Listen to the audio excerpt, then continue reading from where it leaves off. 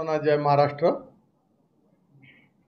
नुकत्याच महाराष्ट्रामधील नगरपालिका, नगर परिषद, पंचायत समितीच्या निवडणुका राज्य निवडणूक आयोगाने घोषित केलेल्या आहेत आणि येत्या 2 डिसेंबरला सगळ्या महाराष्ट्रामध्ये या क्षेत्रामध्ये मतदान होऊन 3 डिसेंबरला मतमोजणी ह्या निवडणुकांचे निकाल जाहीर होतील।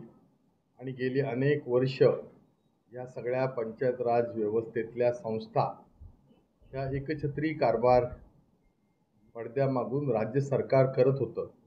लोकनियुक्त नगरसेवक, नगराध्यक्ष त्या ठिकाणी नसल्यामुळं एका अर्थानं सगळ्या पंचायत राज व्यवस्थेचा गळा घोटण्याचं काम महाराष्ट्र सरकारने केलेलं होतं।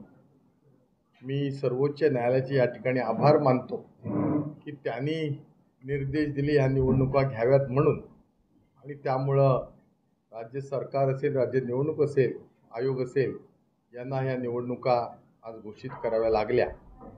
त्यामुळं आज हजारो पंचायत राज व्यवस्थेमध्ये लोकप्रतिनिधी येऊन त्या ठिकाणी कारभार लोकाभिमुख सुरू होईल अशी मला या ठिकाणी अपेक्षा वाटते। गेल्या 2 नोव्हेंबरपासून या रत्नागिरी नगर परिषद हद्दीमध्ये शिवसेना उद्धव बाळासाहेब ठाकरे पक्षाचा उपनेता म्हणून आणि या रत्नागिरीचा माजी आमदार म्हणून मी एक परिवर्तन पदयात्रा सुरू केलेली आहे। 2, 5, 6 आणि आज 7 4 दिवसामध्ये साधारणपणे या रत्नागिरी शहरामधील सुमारे 100 किलोमीटरच्या रस्त्यापैकी जवळजवळ 60 किलोमीटरचे रस्ते मी स्वतः त्या ठिकाणी पदयात्रेने, ज्याला एका अर्थानं पायाखालून घातले असं म्हणता येईल, म्हणजेच या शहरामध्ये एक परिवर्तन प्रदक्षिणा करण्याच्या निमित्तानं माझे शहर प्रमुख प्रशांत साळुंखे, उपशहर प्रमुख सलील ढापळे, उपशहर प्रमुख नितीन तळेकर, युवा जिल्हाधिकारी प्रसाद सावंत, तालुक्याचे तालुका प्रमुख शेखर घोसाळे आणि सगळेच महिला आघाडी, युवा सेना अंगीकृत संघटना आणि त्या भागातील रत्नागिरीतील नागरिकसुद्धा या माझ्या पदयात्रेमध्ये सहभागी होते। साधारणपणे 4 सप्टेंबरला 4 ऑक्टोबर रोजी या शहरामध्ये रत्नागिरीतले खराब झालेल्या रस्त्याच्या संदर्भात सुद्धा शिवसेना उद्धव बाळासाहेब ठाकरे पक्षाच्या वतीनं आम्ही एक मोठं आंदोलन केलं होतं। त्यापूर्वी स्मार्ट मीटरच्या अनागोंदी कारभाराच्या विरुद्ध सुद्धा आम्ही आंदोलन केलं होतं। अनेक ह्या शहरातले प्रलंबित विकासाचे प्रश्न होते, त्या संदर्भात सुद्धा शिवसेना उद्धव बाळासाहेब ठाकरे पक्ष, महाविकास आघाडी यांच्या माध्यमातून ज्या ज्या ठिकाणी शक्य होईल त्या ठिकाणी सत्ताधाऱ्यांच्या विरोधातला असंतोष संघटित करून त्याला वाचा फोडण्याचं काम आम्ही सगळ्या सहकार्याने या रत्नागिरीमध्ये केलंय। आज या ठिकाणी विशेष करून जी पत्रकार आयोजित केलेली आहे त्यातला प्रमुख विषय आहे रत्नागिरीतल्या रस्त्यांची दुर्दशा, आणि म्हणून मी थोडासा अभ्यास केला। माझा मुलगा मिहिर माने, विराज माने यांच्या सहकार्यानं या सगळ्या रत्नागिरीतल्या रस्त्यांच्या दुर्दशेच्या संदर्भातलं आम्ही संशोधन केलं। कारण असं आहे, प्रतिवर्षी शासनाचे हजारो कोटी रुपये, शेकडो कोटी रुपये खर्च होतात आणि दर 6 महिन्यांना रस्ते खराब होतात, परंतु अन्य ठिकाणचे रस्ते हे 5-5, 10-10 वर्ष चांगल्या पद्धतीचे राहतात। आणि त्यामुळं रत्नागिरी नगरपालिकेतल्या रस्त्याच्या दुर्दशेचं नेमकं गौड बंगाल काय आहे हा प्रश्न करण्याकरता आम्ही संपूर्ण रत्नागिरी नगर परिषदेमध्ये आम्ही या रस्त्याच्या संदर्भातला माहितीच्या अधिकाराच्या अंतर्गत एक RTI आम्ही दाखल केला होता। त्याची साधारण पार्श्वभूमी अशी होती की गेल्या 10 वर्षामध्ये, म्हणजे सुमारे 2014 ते 2023 या कालावधीमध्ये रत्नागिरी परिषदेअंतर्गत अनेक रस्त्यांच्या विकास कामं करण्यात आली होती आणि रत्नागिरी शहर हे सुजलाम सुफलाम स्मार्ट सिटी करण्याचा संकल्प काही मंडळींनी या ठिकाणी केल्याची मला माहिती होती। आणि म्हणून माहितीचा अधिकार 2005 अंतर्गत आम्ही नगरपालिकेची माहिती मिळवली, त्याच्यामध्ये ही माहिती मिळाली आपल्याला सुद्धा आम्ही देऊ.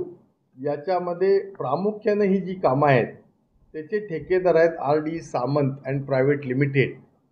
आणि म्हणून मी या प्रकरणाच्या संदर्भात अधिक माहिती जेव्हा घेतली तेव्हा गेल्या अनेक वर्षामध्ये साधारणपणे या कंपनीला RD सामंत अँड कंपनीला 114,82,84,122 रुपयाच्या रस्त्याच्या विविध कामाच्या निविदा किंवा कॉन्ट्रॅक्ट त्यांना मिळाली होती, म्हणजेच टेंडर त्यांना मिळाली होती. यापैकी साधारणपणे जी RTIच्या माध्यमातली जी माहिती आहे ती माहिती अशी की 44,69,00,00,000 रुपये अंदाजे रकमेचं डांबर म्हणजे बिटुमिन या कामाची अनियमितता त्याच्यात होती. याचा अर्थ काय? तर अनियमितताचा अर्थ असं, जेव्हा एखादं काम टेंडर मंजूर होतं त्याला वर्क ऑर्डर मिळते, तो ठेकेदार ते काम करतो, त्यावेळेला त्याची एक प्रोसिजर आहे काम पूर्ण करण्याची. आणि त्या क्वालिटी कंट्रोलप्रमाणे जे काही आपलं त्या ठिकाणी DSR असेल, ते जे BOQ त्याचा असेल टेंडरचा, त्याच्यामध्ये विविध गोष्टी शासनानं कायद्यानवे घातलेल्या आहेत. त्याच्यामध्ये जे डांबर वापरलं जातं त्याला आपण इंग्रजीमध्ये बिटुमिन म्हणतो, याची कंपनीकडून आणलेली चलानसुद्धा सबमिट करावी लागतात. आणि जवळजवळ 44,69,27,208 रुपये 48 पैसे इतक्या रकमेच्या बिटुमिनच्या कामाची अनियमितता दिसून आल्याचं या माहिती अधिकारात दिसतंय. मी हे काय म्हणत नाही, या माहिती अधिकारातल्या माहितीनुसार आहे. आणि त्यामुळं नगरपरिषद सादर केलेल्या RTIमध्ये खालील माहिती आम्ही मागवली होती. रस्ते कामाचे आदेश व करारपत्रे या ठिकाणी आहेत. मोजमाप पुस्तके म्हणजे ज्याला MB रेकॉर्ड म्हणतात, मेजरमेंट बुक, बिटुमिन पुरवठा चलन व पडताळणी नोंदी. म्हणजे एखादं बिटुमिनचं चलन दिलं तर ते बोगस नाही आहे ना, म्हणून त्या ठिकाणी त्याचं व्हेरिफिकेशन कंपनीकडनं करावं लागतं. ती आम्ही माहिती मागितली होती. त्याशिवाय रेखाचित्र, क्रॉस सेक्शन आणि क्वालिटी कंट्रोल दर्जा चाचणी अहवाल आम्ही मागितले होते, ते या ठिकाणी उपलब्ध आहेत माहितीसाठी. आणि त्यामुळं प्राप्त नोंदी ज्या काही आम्हाला नगरपालिकेतून मिळालेल्या आहेत त्याच्यामध्ये कोणत्याही कामासाठी बिटुमिन चलन सादर केलेलं नाही असं नगरपालिका म्हणते, आम्ही म्हणत नाही, प्रशासन म्हणतं. चलन पडताळणी न होता बिल मंजूर आणि देयकं दिलेत. म्हणजे एखाद्या ठेकेदारानं जर काम केलेलं असेल तर त्याची चलन आणि सगळी माहितीचं व्हेरिफिकेशन होतं आणि मगच ऑडिटर त्याच्यावर शेरा मारतो. आणि जर पैसे उपलब्ध असतील तर त्या ठेकेदाराला कामाच्या ह्याच्यापर्यंत देयक म्हणजे बिल दिलं जातं. तर ती काही पडताळणी झालेली नाही. अनेक रस्ते अत्यल्प कालावधीत खराब अवस्थेत गेले असून निकृष्ट दर्जाचा वापर किंवा बिटुमिनचे प्रमाण अपुरे असल्याची शक्यता यामुळे निर्माण झालेली आहे. आणि म्हणून हे रस्ते वारंवार खराब होतात असं आमचं संशोधनांती मत झालेलं आहे. त्यानंतर शासनाचे नियम आणि परिपत्रक आहेत त्यांचंही उल्लंघन या ठिकाणी झालंय. PWD महाराष्ट्र शासन एक मॅन्युअल आहे, त्याच्यामध्ये काही गोष्टी घातलेल्या आहेत. कलम खंड 2 अनुसार 603, 608चं जे तरतूद आणि कलम आहे ते म्हणतं की बिल मंजुरीपूर्वी बिटुमिन चलन सादर करणं बंधनकारक आहे. इथं माहितीच्या अधिकारात ते दिसत नाही. अदृश्यरित्या जर दिलं असेल तर आम्हाला काही त्याची कल्पना नाही. दुसरा विषय यातला असा आहे की शासन नियमाचा की 11 मार्च 2015ला एक शासन निर्णय आहे की बिटुमिनचा स्त्रोत, घनता म्हणजे डेन्सिटी व दर्जा तपासणी केली पाहिजे, तीही या ठिकाणी दिसत नाही आहे. तिसरं आहे MORTH म्हणजे मॉर्थ म्हणजे रोडच्या रस्त्याच्या संदर्भातली जी अथॉरिटी आहे त्याची काही स्पेसिफिकेशन्स आहेत रोड आणि ब्रिज वर्कसाठी. 5/2013 सालचं ते सर्क्युलर आहे. त्याच्यामध्ये पुरवठा चलन आणि दर्जा तपासणी अनिवार्य आहे. ती दर्जा तपासणी न करता बिलं अदा झालेली आहेत. शासनाच्या वित्त विभागाचा एक शासन निर्णय 22 जून 2012चा आहे. त्याच्यामध्ये खर्च अधिकारी दस्तऐवज पडताळण्याची जबाबदारी घेतात म्हणजे ऑडिटर, तर तेही झालेलं नाही. आणि त्यामुळं अनियमिततेचं स्वरूप असं आहे. बिटुमिन चलन चाचणी अहवालाचा पूर्ण अभाव, अभियांत्रिकी विभागाने आवश्यक पडताळणी न करता बिल प्रमाणित करून ते बिल दिलं गेलं, संभाव्य संगनमत व निधीचा गैरव्यवहार या ठिकाणी झाला आहे. आणि आजच्या माहितीच्या अधिकारानुसार जी काही माहिती आहे त्याच्यामध्ये कमीत कमी 44.69 कोटीच्या सार्वजनिक निधीचा अपव्यय झाल्याची आम्हाला शंका येते या माहिती अधिकाराच्या याच्यानुसार. आता यामध्ये काही गोष्टी कायदेशीर अशा आहेत की ज्यावेळा आपण लोकप्रतिनिधी असतो किंवा राज्य शासनामध्ये जबाबदार मंत्री असतो त्या संदर्भातल्या काही गोष्टी नियम असे आहेत. त्यामुळे कॉन्फ्लिक्ट ऑफ इंटरेस्ट इंग्रजीत म्हटलं जातं मराठीत त्याला संभाव्य हितसंबंध संघर्ष म्हणतात. ऑफिस ऑफ प्रॉफिट म्हणजे असे काही निर्णय आपल्याला अनेकांना माहिती असतील आणि त्यामुळं कंपनी व्यवहार निबंधक कार्यालयाच्या मध्ये त्याला ROC म्हणतात. नोंदीनुसार मेसर्स RD सामंत कंत्राटदार प्रायव्हेट लिमिटेड जे आहेत या कंपनीचे संचालक व भागधारक आदरणीय रवींद्र द्वारकानाथ सामंत व आदरणीय श्रीमती स्वरूपा रवींद्र सावंत हे राज्य शासनातील एका विद्यमान मंत्री व आमदार श्री आदरणीय 5 वेळा निवडून आलेले उदय रवींद्र सामंत यांचे आई वडील आहेत व स्वतः श्री आदरणीय 5 वेळा निवडून आलेले उदय रवींद्र सामंत आणि त्यांच्या पत्नी सौभाग्यवती आता ॲडव्होकेट झालेल्या जयश्री उदय सामंत ह्या त्या RD सामंत कंपनीमध्ये भागधारक आहेत, याचा अर्थ शेअर होल्डर आहे. राईट, त्याचा पुरावा सुद्धा आमच्याकडे आहे. आणि यामुळं लोकप्रतिनिधी कायदा 1951चा कलम 9 अन्वये 9 अन्वये भ्रष्टाचार प्रतिबंधक अधिनियम 1988 कलम 13(1) च्या संभाव्य उल्लंघनाची चौकशीची आम्हाला आवश्यकता वाटते. ती आता आम्ही चौकशी करतोय. आणि ह्या सगळ्या भ्रष्टाचाराच्या किंवा डांबर घोटाच्या प्रकरणामध्ये लागू होणारे संभाव्य कायदे जे मला ज्ञात आहेत आणि त्याची कलमं जी आहेत त्याच्यातली एक भारतीय दंड संहिता 1860 ज्याच्यामध्ये आता अमेंडमेंट झालेली आहे, त्याच्यामध्ये section 409, section 420, section 468, section 471, section 120B आणि सेक्शन 34. त्याच्यात स्वरूप असं आहे विश्वासघात, फसवणूक, बनावट कागदपत्र आणि कट कारस्थान. दुसरा कायदा आहे तो भ्रष्टाचार प्रतिबंधक अधिनियम 1988. त्याचं कलम आहे 7, 8, 13(1), 13(ड), 13(2) अनुचित लाभ घेणे, सार्वजनिक अपव्यय करणे. नंतर तिसरा आहे लोकप्रतिनिधी अधिनियम 1951 9(अ) शासनाशी करार केला असल्यास लोकप्रतिनिधीची अपात्रता होते म्हणजे ऑफिस ऑफ प्रॉफिट. चौथा विषय त्याच्यामध्ये कंपनी अधिनियम 2013 नुसार कलम 188 कलम 447 नुसार संबंधित पक्ष व्यवहार आणि फसवणूक असे होते. नंतर पाचवा जो विषय तो मनी लॉन्ड्रिंग प्रतिबंधक अधिनियम 202 सध्या तो चालू आहे ना महाराष्ट्रात, ज्याच्यामुळं कदाचित हे भिवून सुरत मार्गे जे गुवाहाटीला गेले ते प्रकरण परत इथं येत आहे. त्याचा सेक्शन 3 नुसार गुन्ह्याचा उत्पन्नाशी संबंधित व्यवहार म्हणजे त्यांची बॅलन्स शीट आणि हे सगळं पाहणं गरजेचं आहे. आम्ही जी सादर केलेली आता तक्रार करतो या निमित्तानं ते म्हणजे केंद्रीय अन्वेषण विभाग म्हणजे ज्याला आपण इंग्रजीमध्ये बोलीभाषेत आपल्या CBI म्हणतो, कारण काही शब्द आपल्याला इंग्रजीमधले असे मराठीत वाटतात, त्याचा मराठीत अर्थ आहे गुन्हेगारी कर भ्रष्टाचार चौकशी. दुसरा आहे अंमलबजावणी संचालनालय म्हणजे डायरेक्टर ऑफ एन्फोर्समेंट, जे थोडक्यात PMLA 2002 अंतर्गत आर्थिक तपासणी या सगळ्या विषयाची व्हावी म्हणून आम्ही मागणी करतोय.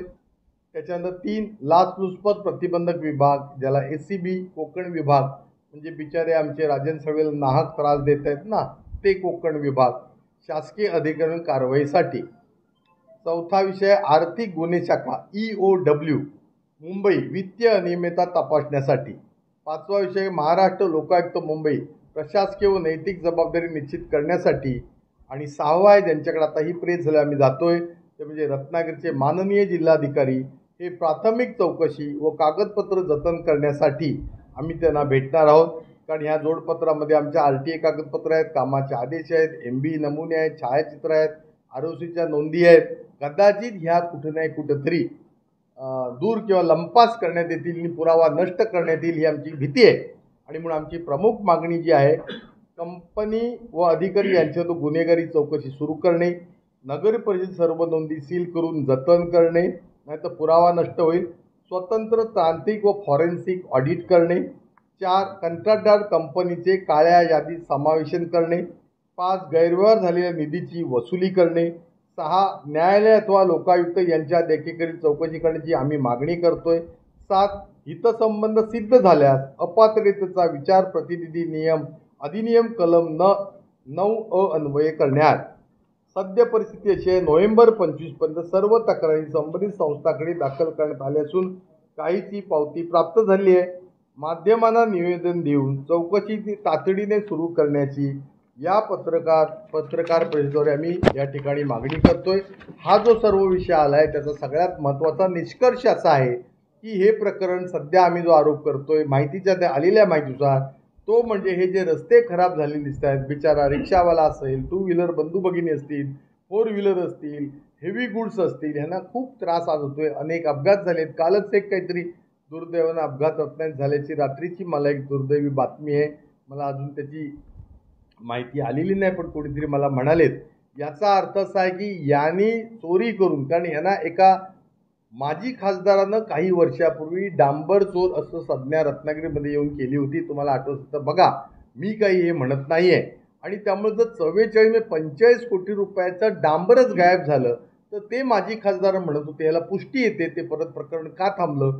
काही प्रकरणं रत्नागिरीची मुंबई उच्च न्यायालयात आहे सुद्धा असं मला कळलेलं होतं। त्याच्यात पण आता काय विलंब झालाय मी नंतर काही जरा माहिती घेईन। आणि त्यामुळे सगळ्यात मोठं म्हणजे मला या निमित्तानं म्हणायचं आहे की ह्या सगळ्या अनियमितता झालेल्या आहेत। तुम्हाला आवश्यकता लागली तर सगळी कागदपत्रं आमच्याकडे आहेत। आणि सगळ्यात आमचं म्हणणं असं आहे, ह्या डांबराच्या घोटाळ्याच्या भ्रष्टाचारामुळं हे ग्रामीण भागात पण आहे। आता मी फक्त शहरातलं हिमनगाचं टोक आहे। मुख्यमंत्री ग्रामसडक योजना, अन्य मार्ग, जिल्हा मार्ग, PWD, स्टेट हायवे, MIDC हे सगळं आहे। मी एका ह्या छोट्याशा नगरपालिकेमधलं हे हिमनगाचं टोक आहे। आणि त्यामुळं आज रस्त्याची जी दुर्दशा होण्याचं कारण अति पाऊस हे नसून ह्या कामातल्या दर्जाबद्दलचा घोळ किंवा त्याच्यामधला डांबराचा भ्रष्टाचार हे आहे। आणि म्हणून याची चौकशी आज आम्ही जिल्हाधिकाऱ्यांमार्फत करणार आहोत। हे निवेदन करण्याकरता आज तुम्हाला सगळ्यांना मी या ठिकाणी बोलवलं होतं। यानंतर मला असं वाटतं की गेले महिना 2 महिने अनेक विषय MIDC पासूनचे अशा अनियमिततेचे गैरव्यवहाराचे मी काढलेले आहेत। आणि म्हणून मी राज्य शासनाकडे मागणी केलेली आहे। माझ्या आणि माझ्या कुटुंबियांच्या जीवाला कदाचित ह्या सगळ्या भ्रष्ट लोकांपासून धोका होऊ शकतो।